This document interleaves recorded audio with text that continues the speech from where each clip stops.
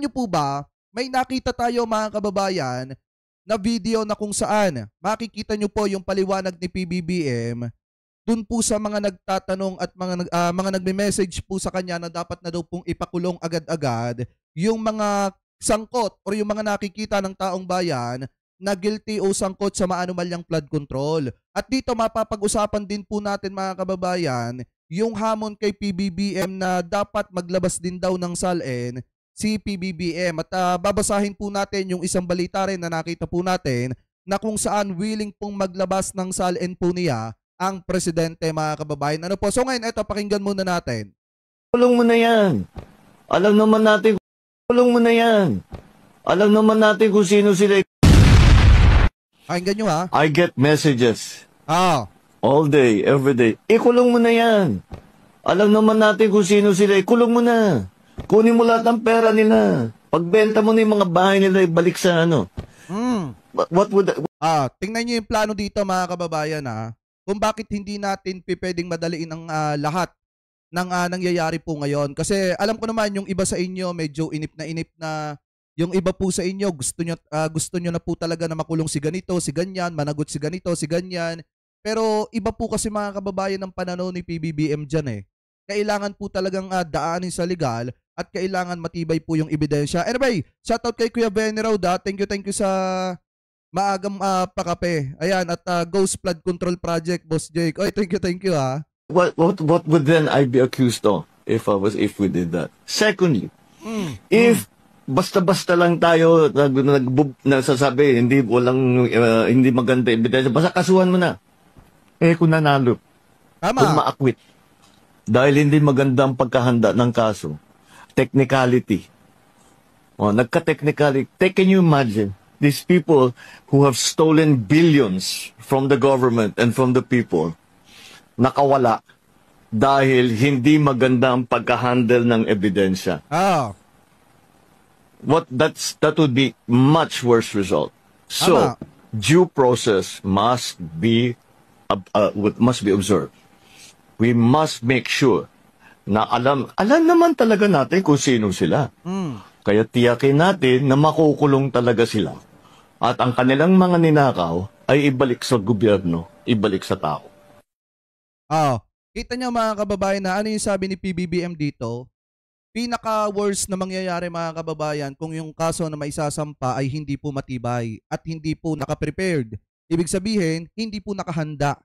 At ma-acquit nga naman mga kababayan yung isang politician o isang taga-DPWH o isang contractor mga kababayan na nagnakaw ng bilyon-bilyon na pera ng mamamayang Pilipino. Yun po yung pinakapangit mga kababayan at pinakamasamang mangyayari kung ang kaso ay hindi po matibay. Ma-acquit, makakawala, makakaligtas yung mga nagnakaw ng pera ng mamamayang Pilipino. Pero kung titingnan po ninyo yung sinabi dito ni Presidente, ano ba dapat yung kailangang gawin, especially mga kababayan, ng ating tagapagpatupad ng batas at ng ating mga hukuman? Lalo na yung mga nagsasampa ng kaso dyan. Kailangan matibay yung ebidensya, kailangan nakahanda ng maayos, nakasalansa ng maayos yung isasampang kaso para nang sa ganon mga kababayan, yung mga sangkot dito sa maanumalyang flood control, mabulok po sa bilangguan, maipakulong at mabawi yung mga ninakaw po nila. Yun kasi yung gustong mangyari dito mga kababayan ni Presidente.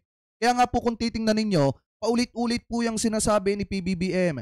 Kailangan may managot dito, kailangan managot sila, kailangan may makulong dito at kailangan mga kababayan may magbalik ng ninakaw sa kaban ng bayan. So ngayon kung titingnan nyo, maliwanag naman ang sinabi dito ni PBBM.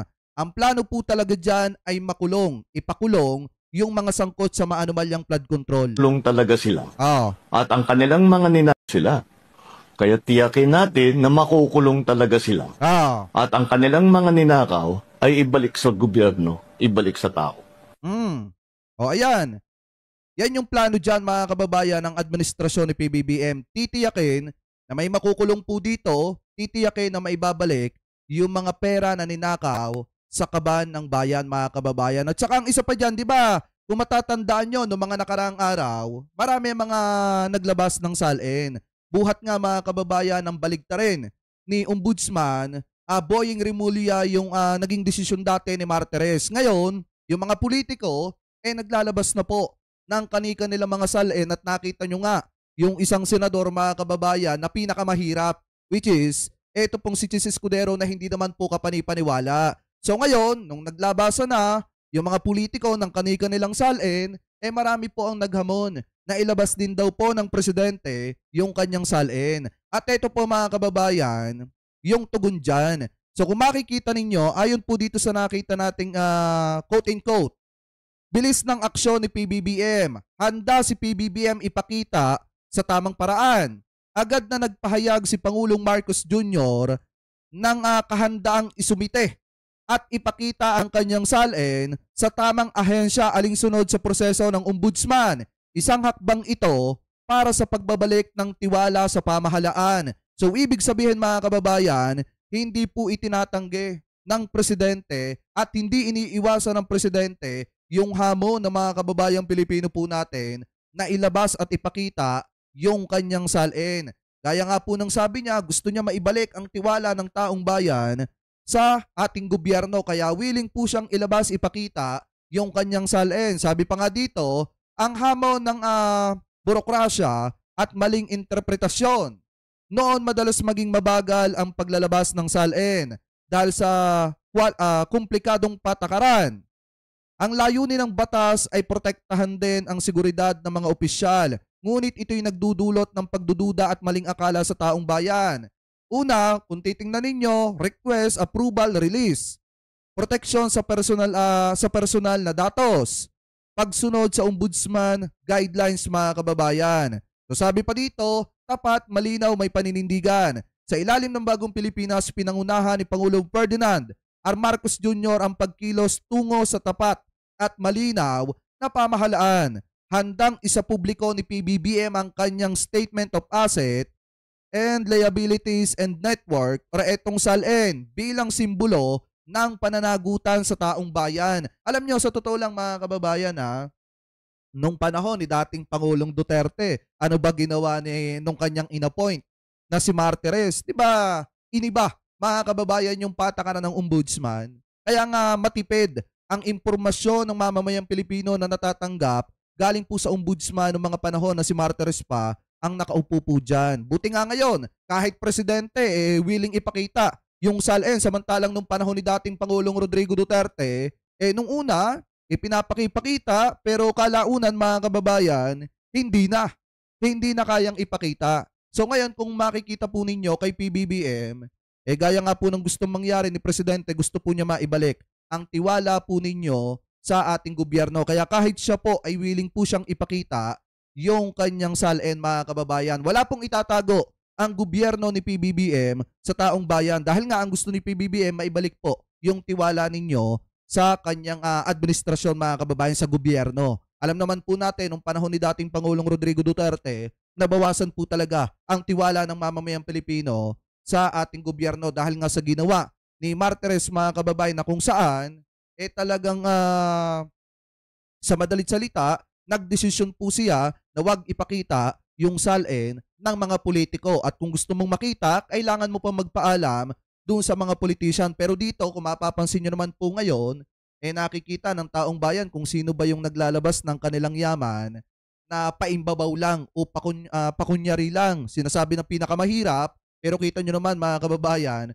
kung gaano po talaga kayaman yung isang politiko. So ngayon, at least nalalaman ninyo kung sino yung mayabang na politiko at hindi mayabang na politiko. Ano po ngayon, ituloy po natin yung usapin na yan mga kababayan dito pa sa nakita po nating balita na kung saan mga kababayan, bukod sa umiinit na usapin patungkol po sa paglalabas ng salin, may isa rin pong balita na lumabas kanina na kung saan ito daw pong si Senator Jinggoy Estrada at Senator Joel Villanueva at dating Congressman Elizalde pinakakasuhan na daw po mga kababayan ng ICI sa ombudsman. Ibig sabihin, sa mga susunod na buwan, baka may kasuhan na mga kababayan, ito pong ombudsman at kasama po dyan si Joel Villanueva at ito pong si Jinggoy Estrada at itong si Saldico. So ito, i-play po natin mga kababayan. We recommended the filing of criminal and administrative charges against the following persons. Ah. 1, former Undersecretary Roberto Bernardo. Ah. Number 2, Senator Joel Jose Villanueva. Oh. Number 3, Senator Jose Jinggoy Estrada Ejercito Jr. Number 4, former Congressman Elizalde Saldico. Number 5, COA Commissioner Mario Lipana. Ah. Number 6, former Congresswoman Mary Mitch Kahayon Uy.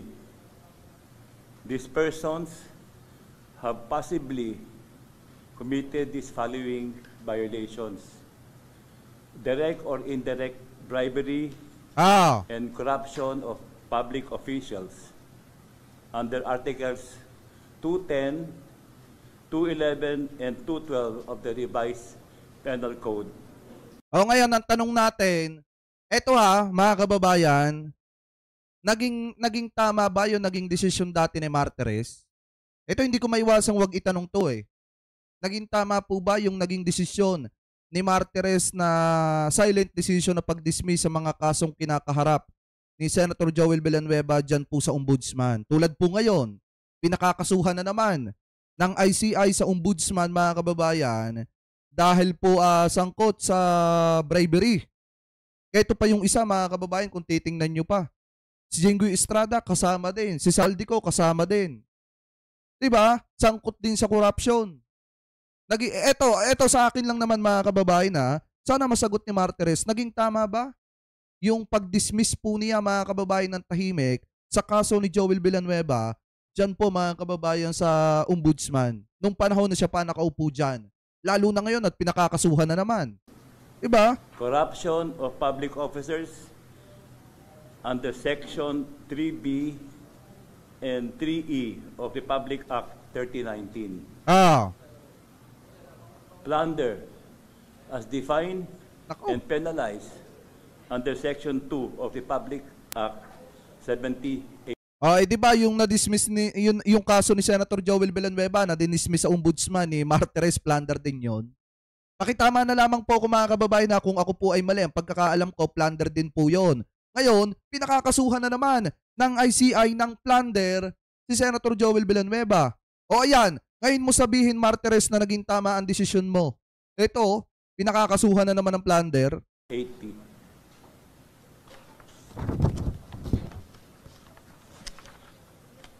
Diba? Based on the testimonies and narrations of the witnesses, the scheme starts from the proponent, who is either a member of the Senate or of the House of Representatives, who will inform... Pero alam nyo, mga kababayan, 'di ba, tulad nito ni Nena ano 'yon? Nena Bagara. Ayan, sabi niya dito, kulong 'yan. Alam niyo, mga kababayan, kung sino talaga ang pinakamakukulong dito? Mamaya ipapakita ko sa inyo. Ito, malapit na makulong to, tingin ko. Engineer Alcantara, that he or she has a budget allocated for infrastructure projects. Additionally, the scheme shall always involve flood control projects because the kickback is 25 to 30% and is higher than the kickback from other projects, which is only at 10%. From here, Engineer Alcantara will direct Engineer Hernandez to make a list of projects based on the budget that the proponent has. The list is then given to Juan Carlo Rivera, who will then transmit it either to the regional office in Bulacan or to the proponent itself. If the list was forwarded to the DPWH Regional Director, it will be included in the National Expenditure Program, or what we call NEP-NEP. On the other hand, if the list is given to the proponent itself, he or she would insert the projects in the House General Appropriations Bill called HGAB, or bicameral insertions wherein it would be reflected in the General Appropriations Act known as GAA. Once the projects were reflected in the NEP or GAA, Rivera would make a summary of the projects, while Engineer Alcantara would then choose the contractors who would then implement the project. This would trigger the payment or obligations or SOP to the proponent. An advance payment of 10% of the budget allocation when the net is released, while the remaining 15% would be paid off to the proponent when the GAA is passed.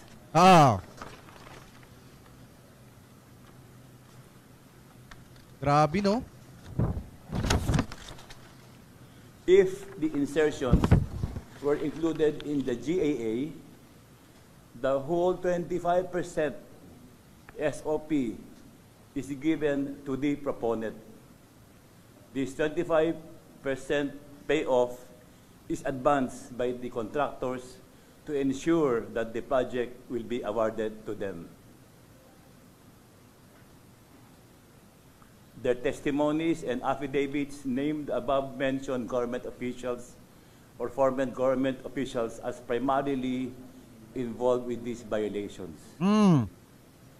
With this filing, we remain true to our commitment to the Filipino people.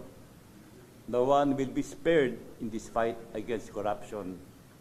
Politicians and government officials will be investigated and charged by credible evidence. Kita nyo mga kababayan, ano yung mga ikinaso dito kina Joel Villanueva? Bribery at saka po itong plunder. Ibig sabihin mga kababayan, talagang nakatadhana si Joel Villanueva na makasuhan ng ganon. Kasi 'di ba dati nakasuhan na rin siya mga kababayan ng ganyan.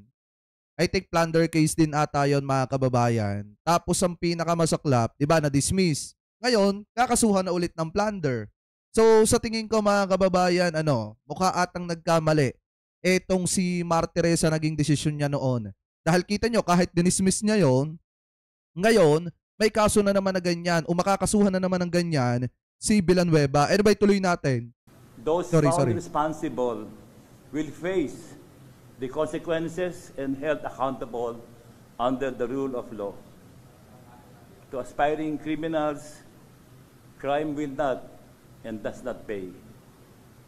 We will continue to investigate, follow the evidence, pursue charges to the very last man involved. Justice will not be delayed this time. This is our promise to our countrymen. Thank you and good morning. Ngayon mga kababayan, kung titingnan nyo, eto yan. Tuloy natin yung usapin na yan dito. Diba kinasuhan na? Diba pinakakasuhan na sa ombudsman? Eto pong si Jinggoy Estrada, Joel Villanueva, Saldico, at yung iba pa mga kababayan na nasa listahan ng ICI dahil nga po sa mga paglabag katulad na lamang ng bribery at katulad na lamang po ng plunder mga kababayan dahil po dito sa maanumalyang flood control. So ngayon kung titingnan po ninyo, ayon po mga kababayan dito sa DZMM Teleradyo, opisyal na daw po mga kababayan tinanggap ng ombudsman, ito daw pong isinampa nilang kaso o etong rekomendasyon mga kababayan ng ICI na kasuhan etong sina Joel Villanueva at etong sina Jinggoy Estrada. So ngayon ito, i-play po natin. Sa ibang balita, Ombudsman tinanggap na ang pangalawang rekomendasyon ng ICI kaugnay ng maanumalyang flood control projects. Naritong kumpirmado. Ito pala mga kababayan, pangalawang rekomendasyon na po. Siguradong balita, hati ni Radyo Patrol, Jom Garner. Jom. Na-turn over na sa Office of the Ombudsman ni Independent Commission for Infrastructure Chairperson Andres Reyes Jr. ang interim report at ikalawang rekomendasyon na pagsasampa ng kaso laban sa dalawang senador at ilang kongresista kaugnay ng okay, may graph pa pala. Sabi dito, plunder graph with bribery, Boss Jake. Kita nyo kung gaano kabibigat niyan. Di ba dati yung kay Joel Villanueva, ganyan din. tapos dinismiss ni Martires. O ngayon, kakasuhan ulit si Joel Villanueva ng ganyan. Sa maanumalyang flood control project, sa bagong rekomendasyon nila sa Ombudsman, pinakakasuhan ng direct o indirect bribery, corruption at plunder sina Senador Joel Villanueva, Senador Jinggoy Estrada, resign ako Bicol Representative Zaldico, dating DPWH Undersecretary Roberto Bernardo, dating COA Commissioner Mario Lipana at dating Representative Miss Kahayon Uy. Batay sa mga ebidensya at testimonya ng dating mga DPWH Bulacan engineer na sina Henry Alcantara, Bryce Hernandez at JP Mendoza, nakipagsabwatan sa kanila ang mga nabanggit na mambabatas bilang mga proponent sa mga proyekto na itinama sa National Expenditure Program at General Appropriations Act. Kinatay ang 20 hanggang 30% ang halaga ng proyekto. Baka sabihin ng iba, oy, bakit wala dyan si bakit wala dyan si Romualdez? Kasi nga mga kababayan, di ba kung matatandaan ninyo, yung witness nitong si Marcoleta, sablay pa. Di ba mga kababayan, siguro baka mapaisip yung iba, bakit wala dyan si Bakit wala dyan si Romualdez? Bakit hindi nakasuhan dyan si Romualdez? Kasi nga mga kababayan, hanggang ngayon, iniimbestigahan pa rin po yan. Gaya nga po ng sabi ng PBBM, wala pong pagtatakpan sa kanyang gobyerno. Nagkataon lang kasi mga kababayan na yung witness nito pong si Marcoleta na si Gutesa, sablay mga kababayan. Mamaya pag-usapan natin kung bakit sablay. Ang umano'y naging komisyon ng mga mababatas sa tinawag ni Reyes na systematic kickback scheme. The commission uncovered an alleged systematic kickback scheme in which legislators acting as budget proponents inserted flood control projects into the national. Para maliwanag mga kababayan na itong pinag-uusapan pa lang dito, ito yung mga kumikbak. Ito yung mga pangunahing kumikbak. Diyan po mga kababayan diyan po sa issue ng maanumalyang flood control. So kung titingnan nyo nga dito, sabi nga dito mga kababayan, Villanueva Estrada link to systematic kickback scheme mga kababayan. Ayon po yan sa ICI. So ibig sabihin, nakita ng ICI na talagang kasabwat itong sina Joel Villanueva at itong sina Jinggoy Estrada at kumita doon po sa mga proyekto mga kababayan ng gobyerno. Or doon sa mga pondo na ibinababa para po doon sa mga flood control. Anyway, tuloy pa po natin. National Expenditure Program or NEP and the House General Appropriations Bill, also called SGAB, and the General Appropriations Act or GAA in exchange for commission ranging from 20% to 30% of the project cost. Ang mga kickback ay dinaan umano sa mga DPWH engineer at mga kontratista. Sinabi pa ni Reyes na patunay ang inirekomendang mga kaso sa Ombudsman na walang sinasanto ang ICI at tapat ito sa mandato nilang panagutin ang mga sangkot sa maanumalyang flood control project. At yan ang balitang kumpirmado sigurado. Ito ang Radyo Patrol, John Garner, DZMM. Kita nyo mga kababayan Ayan, opisyal lang tinanggap ng Ombudsman yung rekomendasyon o pangalawang rekomendasyon mga kababayan na kasuhan o pakasuhan. Ito pong si Joel Villanueva, Jinggoy Estrada at ito pong si etong si Zaldico. Kasi nga mga kababayan, yan naman po yung mga pangunahin talaga na di umano ay kumikbak mga kababayan dito po sa sa issue ng maanumalyang flood control. At dun sa mga insertion syempre. So ngayon kung titingnan po ninyo, siguro nagtataka kayo, bakit wala diyan sina Chis Escudero? Bakit wala diyan sina Zaldico? Sina Martin Romualdez. So gaya nga po ng sabi natin mga kababayan, hindi naman po magsasabay-sabayan. Kumbaga, kung sino pa yung unang nakikita ng ICI na talagang sangkot mga kababayan at talagang may kinalaman dito po sa mga kickback or dito sa systematic kickback o pag-kickback dito po sa maanumalyang flood control, yan po yung mauuna. Gaya nga po ng laging sinasabi mga kababayan ng iba natin mga kababayan Pilipino, una-una lang yan. Di ba si Jinggoy Estrada na rin nagsabi, panahon lang yan. O ngayon, eto na, yung tamang panahon mga kababayan para po mapapanagot sila. So gaya nga po ng sabi rin ni Ombudsman Boying Remulla, wala po silang sasantuhin dito.